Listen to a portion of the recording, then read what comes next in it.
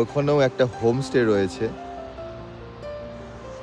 মানে আলাদাই একটা লাইফের একটা অনুভূতি, শান্তি। আর এখানে একটা মোমেন্ট, একটা মুহূর্ত কখনো মনে হচ্ছে না যে একটা মানে বোরিং লাগছে। এখানে লাগছে বলো। হ্যাঁ, ঘুম ভেঙেছে।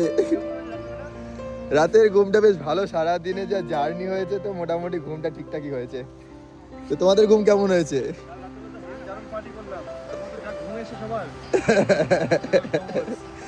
আর আমাদের বাইকগুলো ঠিক ওই জায়গায় নদীর ওই পারে সিকিমে রয়েছে। এটা সিকিমের এই যে বাইকগুলো সব।